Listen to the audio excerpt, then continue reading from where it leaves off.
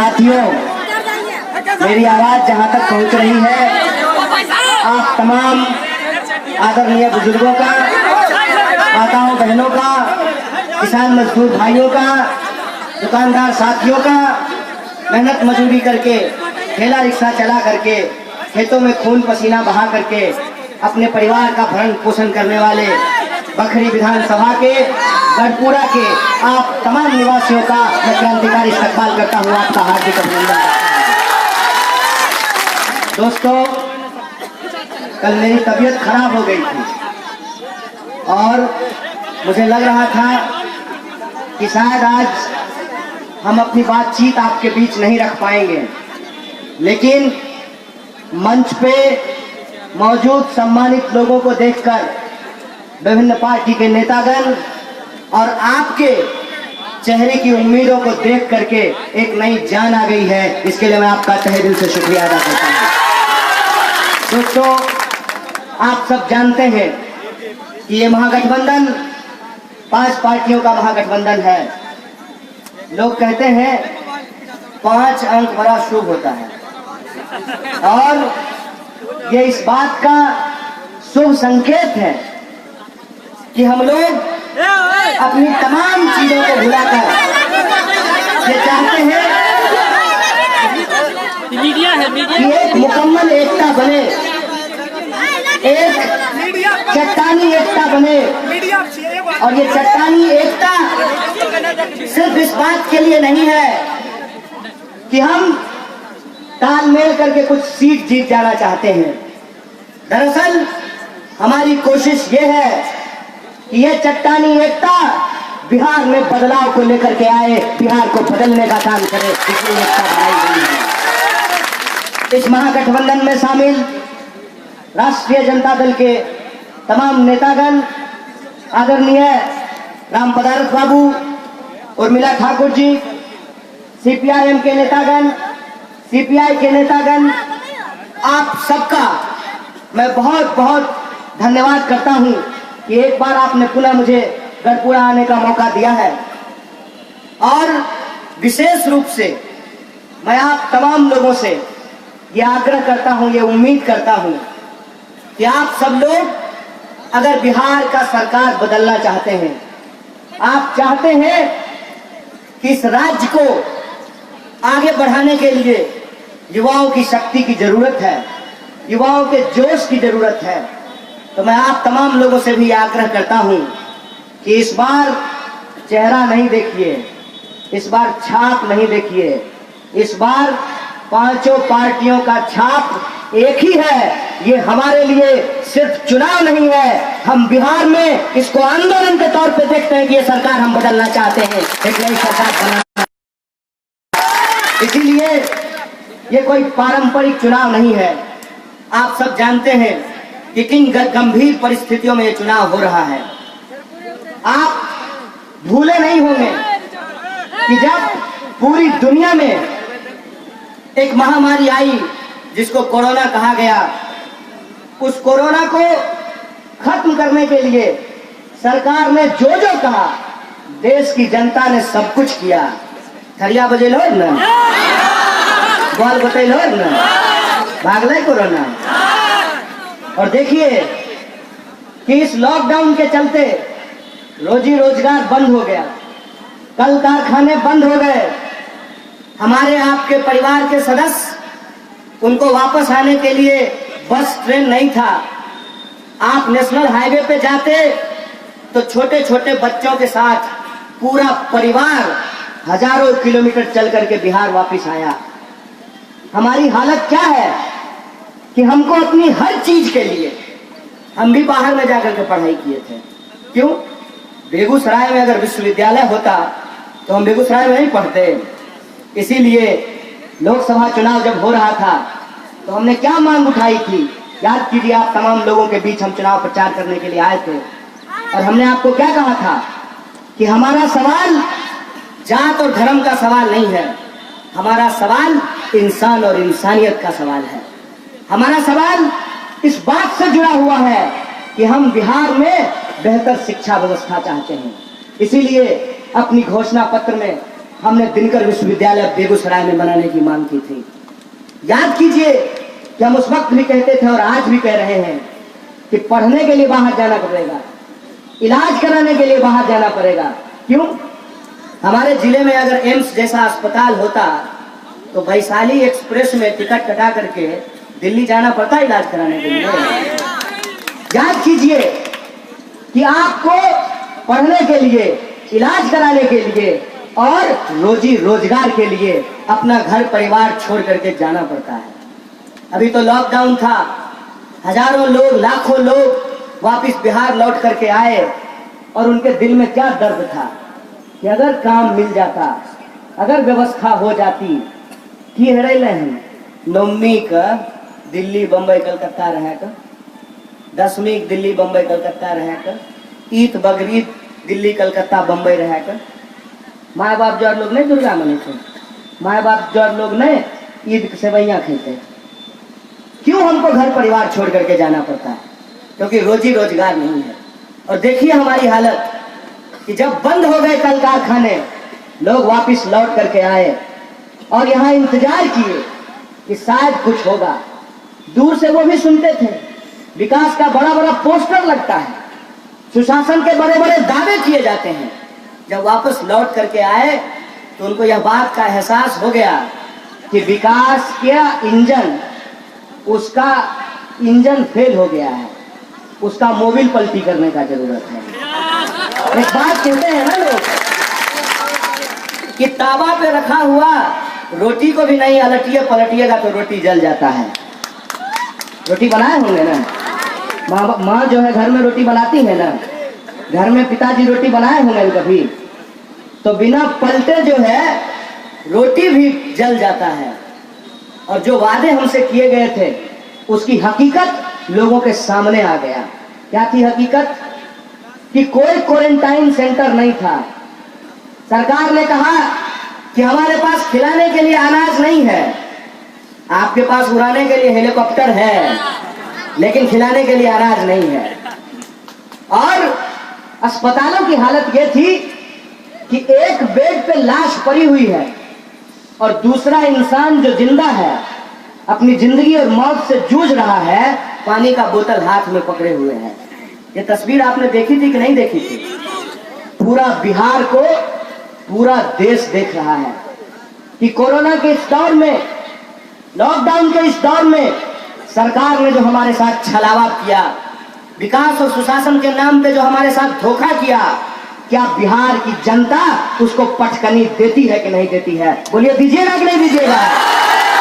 अब की बार बदलाव जरूरी है और इस बार इसीलिए हमारा संकल्प है कि सीट की संख्या हम नहीं देख रहे हैं, इस पार्टी को कितना सीट मिला, ये नहीं देख रहे हैं कि नेता कौन बनेंगे, ये देख रहे हैं कि बिहार की जनता के लिए नीति क्या बनेगी। उस बात के लिए हम लोग संघर्ष कर रहे हैं। और इसीलिए माननीय प्रधानमंत्री जब आए बिहार तो फिर से हम लोगों को कश्मीर ले जाने का प्रयास कर रहे थे। ऐसा है, कश्मीर से ही तो पैदल चल करके बिहार आए थे जब रोजी रोजगार बंद हो गया तो, और वही पंजाब, हरियाणा, दिल्ली, उत्तर प्रदेश होते हुए बिहार आए थे। उत्तर प्रदेश के मुख्यमंत्री जी आए और बड़ा बड़ा भाषण दे करके गए। एक कहावत है ना, अपन उपाय सूरदास बरतो। अपना राजकाज संभाल नहीं रहा है, हम लोगों को आकर के ज्ञान दे रहे हैं। साहब कान खोल करके सुन लीजिए, ये बिहार की जनता है और बिहार का इतिहास ये है कि हम जब जब आते हैं अपने पर तब तब लोगों के दांत खट्टे करते हैं, उनको छक्के छुड़ाते हैं। याद कीजिए जब अंग्रेजों को लगता था कि हम ये देश छोड़ करके नहीं जाएंगे तो 1942 के भारत छोड़ो आंदोलन में बेगूसराय की जनता ने पूरे देश को दिखाया था कि आंदोलन कैसे किया जाता है। याद कीजिए चाहे कोई भी दौर रहा हो, जब सत्ता निरंकुश होने लगती है तो बिहार का जनता जना भैंसी के लोग नहीं नाथे है, वही नाथने का काम करती है। इस सरकार को जो गुमान हो गया है कि कोई इसको पलट नहीं सकता है, कोई इसको बदल नहीं सकता है, आप तमाम लोगों को यह संकल्प लेना पड़ेगा कि अगर इस देश के नेता अपने बारे में सोचते हैं, हमको भी अपने बारे में सोचना पड़ेगा, अपने बाल बच्चों के बारे में सोचना पड़ेगा। बोलिए, सोचिएगा कि नहीं सोचिएगा? संकल्प लेते हैं कि नहीं लेते हैं? सरकार बदलना है ना, मसुआए गेलो, मसुआइए नहीं। हम आपके साथ एक नारा लगाना चाहते हैं। हम कहेंगे जय हिंद, और आप इतनी जोर से बोलिएगा जय भारत कि दिल्ली की सत्ता हिलनी चाहिए। बोलिए, हिलेगी कि नहीं हिलेगी? जय हिंद, जय हिंद। हम कहेंगे जय बिहार, आप कहिएगा तय महागठबंधन। जय बिहार, जय बिहार। ये बिहार के मान सम्मान की लड़ाई है, और हमारा मान सम्मान ये कहता है कि अगर आप हमसे धोखा कीजिएगा तो आपको सबक सिखाने का यही मौका है। इप्टा एक गाना गाती है, फिर आया वो वक्त पुराना, सबको सबक सिखाएंगे, हंसुआ बाल पे बटन दबाकर अपना वोट गिराएंगे। ये बात आपको अपने दिमाग में रखना होगा। जब आप 3 तारीख को मतदान करने के लिए जाइएगा तो 1 मिनट उस मशीन के सामने खड़ा होकर के सोचिएगा कि हम ये मतदान क्यों कर रहे हैं। हम ये मतदान उनके लिए कर रहे हैं जिनके माँ बाप लॉकडाउन में पैदल चलते हुए, जिनके पैर में छाले पड़ गए, उनके पक्ष में हम लोग मतदान करेंगे। जब आप 3 तारीख को मतदान करने के लिए जाइएगा तो आप सोचिएगा कि हमारे बच्चे जो इंजीनियरिंग करके, ITI करके, पॉलिटेक्निक करके, BA करके, BSc करके, MA करके, PhD करके अपनी डिग्री लेकर के नौकरियों का इंतजार कर रहे हैं, उनके भविष्य के लिए मतदान कीजिएगा।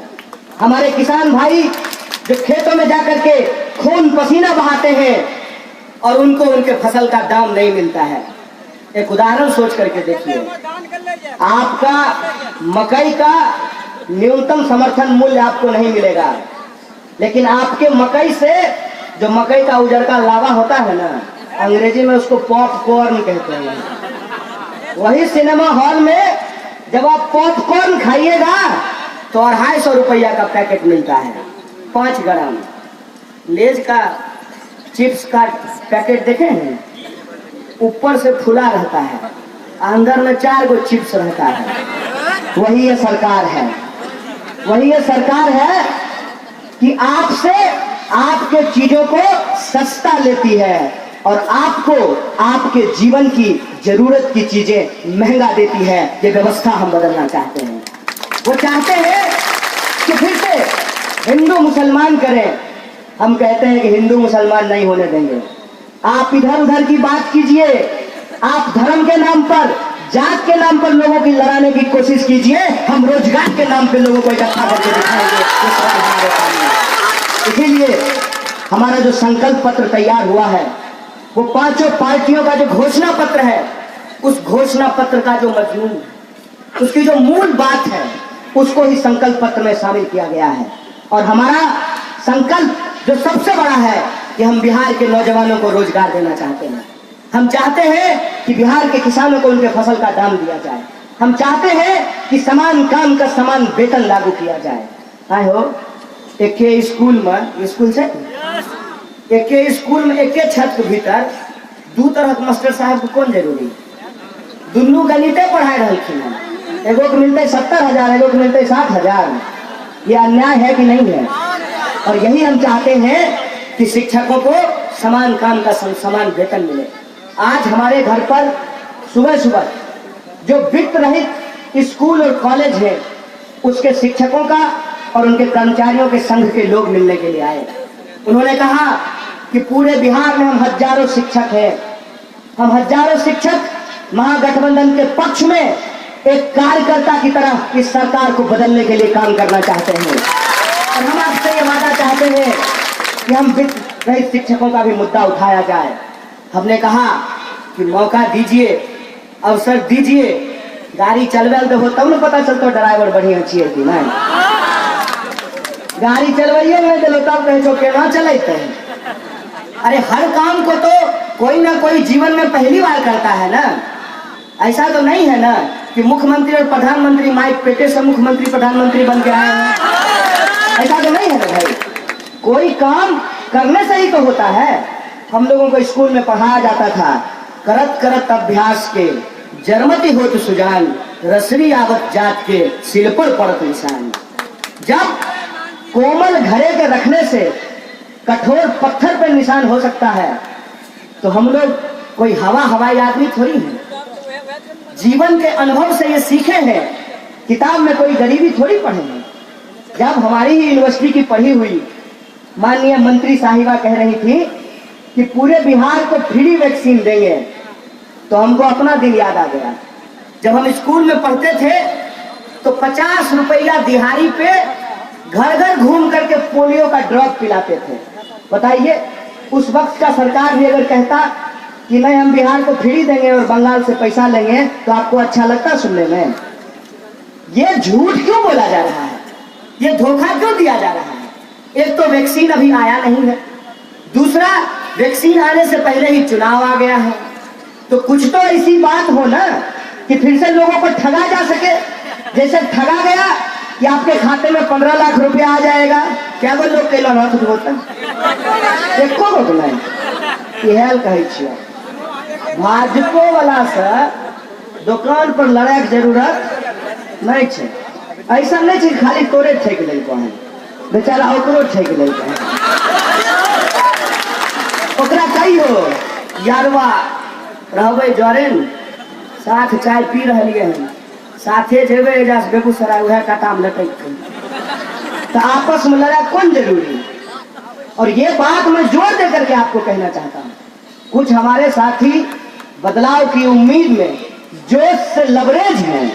मैं आपके जोश को सलाम करता हूँ और सरकार के प्रति गुस्सा भी स्वाभाविक है। अगर हम ही आज जो है लंबा लंबा भाषण दे दें और कल को सरकार बने तो अपना ही संकल्प पत्र अगर हम भूल जाएं तो हमको भी गाली पड़ेगी। ये बहुत स्वाभाविक बात है। लोकतंत्र में असली मालिक जनता है और जनता के सवालों को जो सरकार पूरा नहीं करेगी, चाहे यह सरकार हो या वो सरकार हो, तो उसके प्रति गुस्सा होना स्वाभाविक है।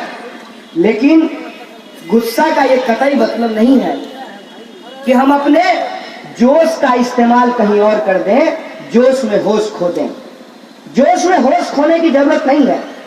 मैंने कई जगह ये घटनाएं देखी कि सत्ता पक्ष के नेताओं के साथ धक्का मुक्की हो रहा है, स्वाभाविक बात है। लेकिन उनके साथ क्या धक्का मुक्की करेंगे? उनका बेचारा का क्या वैल्यू है? विधायक सब थे ना, एगो चौकीदारों इतना वैल्यू नहीं बचले। हम सच बात बता रहे हैं आपको। विधायक अगर फोन करे थाना प्रभारी को, कहेगा रखिए बाद में बात करेंगे। ये हम थाना प्रभारी का बात बोल रहे हैं। डीएम को तो छोड़ दीजिए, एसपी को तो छोड़ दीजिए, डीजीपी को तो छोड़ दीजिए। ऐसा क्यों हुआ है? ऐसा इसलिए हुआ है कि जब विधायक जनता से वोट लेकर के अपना ईमान बेच देते हैं तो उनका रुतबा चला जाता है। किसी भी लोकतांत्रिक प्रक्रिया में नेता की ताकत जनता होती है और जिस दिन नेता जनता से कट जाए उस दिन ब्यूरोक्रेसी उसका सुनना बंद कर देती है। और यही स्थिति आज जनप्रतिनिधियों की हुई है, क्योंकि नेता को जनता अपने आंख से देख रही है कि कैसे हम वोट देते हैं और चुन करके जब जाता है तो पटना पहुंच करके, दिल्ली पहुंच करके कोना कोना खेलना शुरू कर देता है। आप देखिए कि कैसे चुने हुए विधायकों को कैदी की तरह बस पे बिठा करके इस होटल से उस होटल घुमाया जाता है। इसीलिए जब आज हम आपके बीच आए हैं तो पूरी जिम्मेवारी से ये बात कह रहे हैं कि अगर आप सूर्यकांत जी को जिताइएगा तो कम से कम आपको होटल होटल इनको आप घूमते हुए नहीं पाइएगा। किसी भी पार्टी के पास, किसी भी संगठन के पास, किसी भी खाते में इतना पैसा नहीं जमा हुआ है कि लाल झंडे के सिपाही के ईमान को खरीद ले। इसीलिए हम आपसे दावा करने के लिए आए हैं कि ये दोहरी चुनौती है। पहली चुनौती ये है कि आपको अपने गुस्से का और अपने जोश का होश से इस्तेमाल करना है और आपको तब तक आराम नहीं करना है जब तक कि 10 तारीख को परिणाम हमारे पक्ष में नहीं आ जाता है। हम देखे छे लड़का सबको बड़ा जोश है, मार मोटरसाइकिल हुरहुरैने एकदम फेसबुक पर लाइव कईने, सेल्फी खिंचैने, बहुत अच्छी बात है। और ये उत्साह देख करके ही हमने आपको कहा कि मेरी तबीयत खराब हो गई थी, एकदम स्वस्थ हो गए हैं आप लोगों को देख करके। तो ये जोश आप रखिए, लेकिन एक बात याद रखिएगा, चुनाव कई बार युद्ध की तरह होती है। ऐसा नहीं हो सकता है कि जैसे बॉर्डर पे हमारे भाई लोग नौकरी करते हैं तो कहते हैं कि अपना पोस्ट 5 मिनट के लिए भी छोड़ करके दूसरे पोस्ट पर नहीं जा सकते हैं।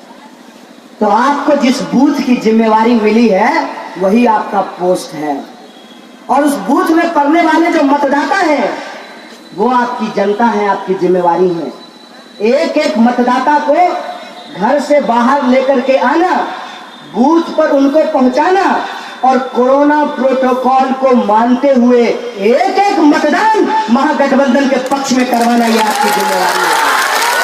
और आप जानते हैं कि हम लोग खूब भीड़ जुटा लेते हैं, खूब रैली जो है हम लोग निकालते हैं और यह मान करके बैठ जाते हैं कि अब ये जीत गए, लेकिन परिणाम हमारे खिलाफ आ जाता है। क्यों?